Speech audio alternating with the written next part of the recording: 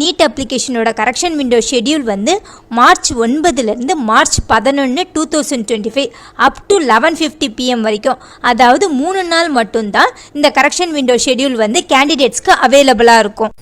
இந்த online correction மூலமா நாம பெர்மிசிபிள் கரெக்ஷனை மட்டும்தான் பண்ணலாம். சில ஃபீல்ட்ஸ் எல்லாம் நம்ம எடிட் பண்ண முடியாது, அதாவது கரெக்ட் பண்ண முடியாது. சில ஃபீல்ட்ஸ் நம்ம கரெக்ட் பண்ண முடியாது.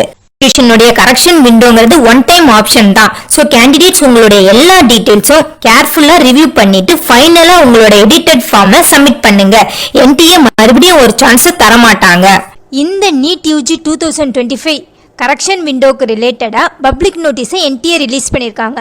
Correction in particulars of the online application form of national eligibility cum entrance test UG 2025.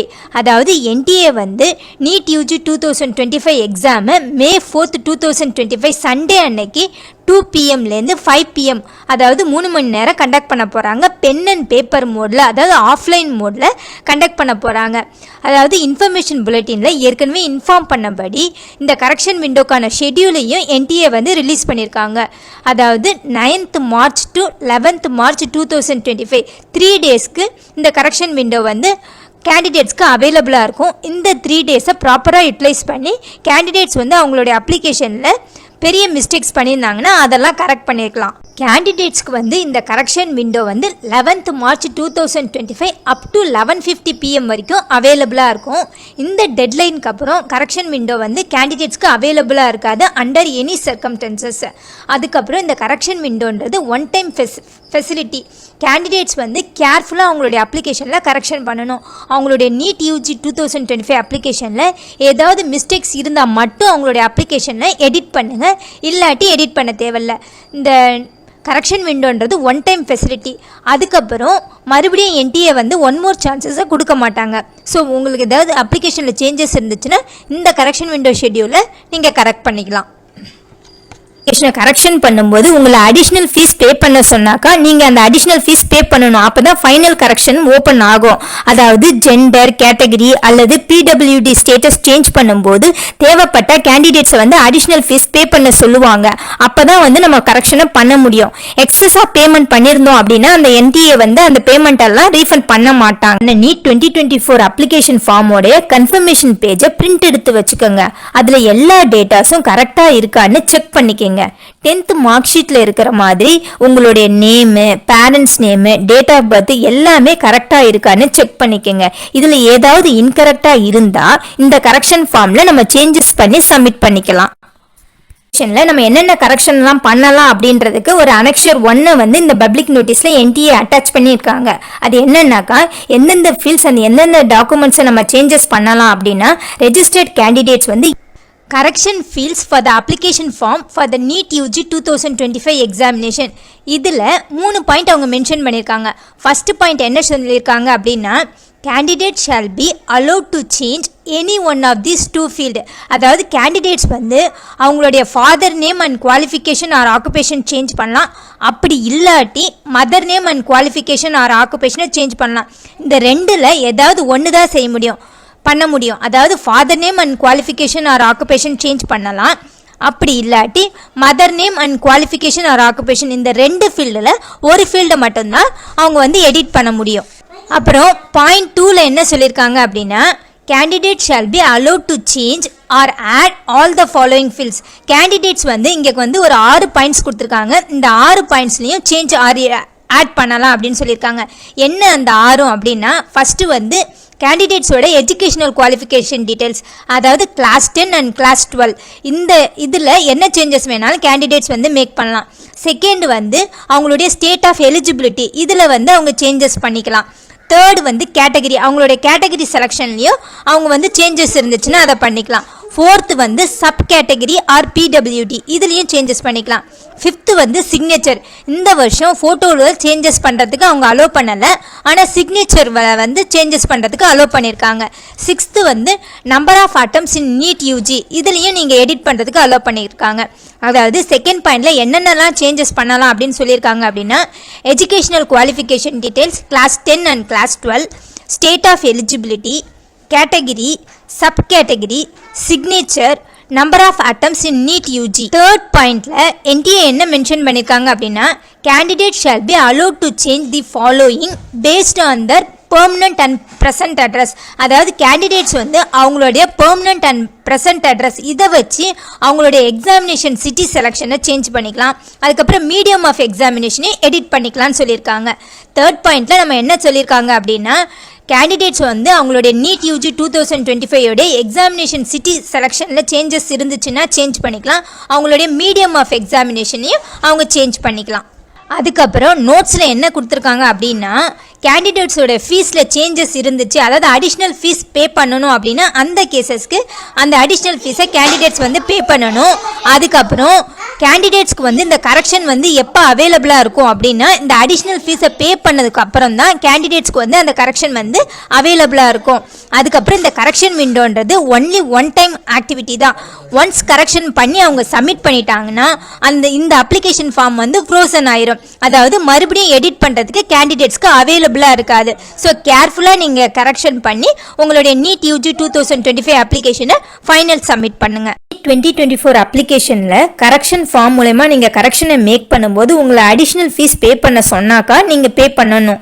அதாவது in case gender, category, PWD status இதெல்லாம் சேஞ்ச் பண்ணும்போது அடிஷ்னல் ஃபீஸ் பே பண்ணுற மாதிரி இருந்துச்சுன்னா பே பண்ணணும்.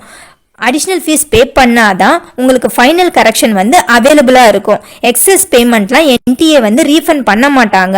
ஆன்லைன் மோடில் மட்டும்தான் NTA ப்ரொவைட் பண்ணியிருக்கிற பேமெண்ட் கேட்வே மூலமாக ஃபீஸ் பே பண்ணணும். எப்படி கரெக்ஷன் மேக் பண்ணலான்னு ஸ்டெப் பை ஸ்டெப் டெமோவோட எக்ஸ்பிளைன் பண்ண போகிறோம் வாங்க.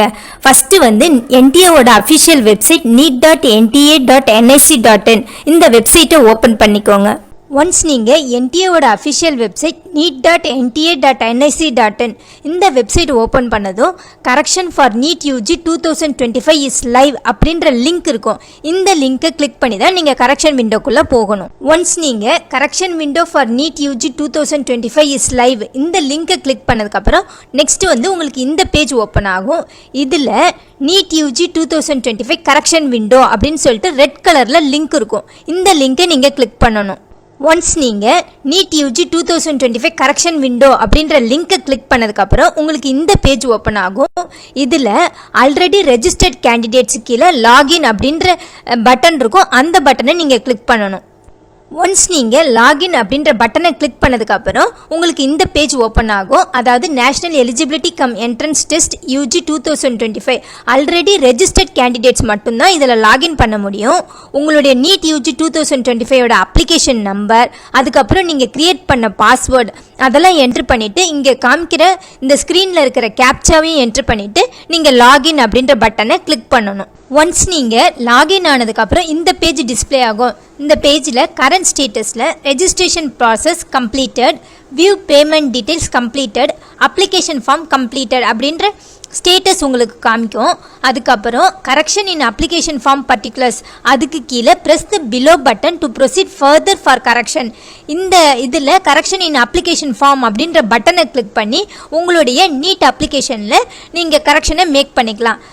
லெஃப்ட் சைடில் உங்களுடைய கன்ஃபர்மேஷன், அதாவது NEET 2025 அப்ளிகேஷனோட கன்ஃபர்மேஷனை டவுன்லோட் பண்ணணும் அப்படின்னா டவுன்லோட் கன்ஃபர்மேஷன் பேஜ்ன்ற லிங்க் இருக்கும். அந்த லிங்கை நீங்கள் கிளிக் பண்ணி உங்களுடைய NEET எக்ஸாமுக்கான அப்ளிகேஷனுடைய கன்ஃபர்மேஷன் பேஜை டவுன்லோட் பண்ணி நீங்கள் தரவாக செக் பண்ணிவிட்டு அதுக்கப்புறம் ஏதாவது கரெக்ஷன் இருந்துச்சுன்னா உங்களுடைய அப்ளிகேஷன் ஃபார்மில் நீங்கள் கரெக்ஷனை மேக் பண்ணலாம். ஒன்ஸ் நீங்கள் கரெக்ஷன் இன் அப்ளிகேஷன் ஃபார்ம் அப்படின்ற லிங்கை கிளிக் பண்ணதுக்கப்புறம் உங்களுக்கு இந்த பேஜ் ஓப்பன் ஆகும்.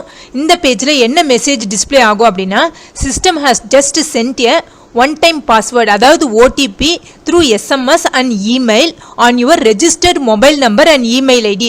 அதாவது நீங்கள் NEET அப்ளிகேஷனுக்கு யூஸ் பண்ண ரெஜிஸ்டர்ட் மொபைல் நம்பருக்கும் ரெஜிஸ்டர்ட் இமெயில் ஐடிக்கும் உங்களுக்கு வந்து OTP one time password sent பண்ணியிருப்பாங்க.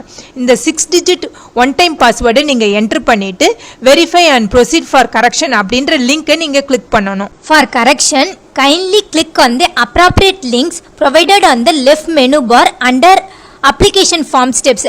அதாவது அப்ளிகேஷன் ஃபார்ம் ஸ்டெப்ஸுக்கு கீழே நீங்கள் எந்த லிங்க்குக்கு கீழே கரெக்ஷன் பண்ணணுமோ அந்த கரஸ்பாண்டிங் லிங்க்கை கிளிக் பண்ணி உங்களுடைய கரெக்ஷனை நீங்கள் மேக் பண்ணலாம். கரெக்ஷன் பண்ணதுக்கப்புறம் revised information will be displayed on the confirmation page only after final application form submission and fee payment.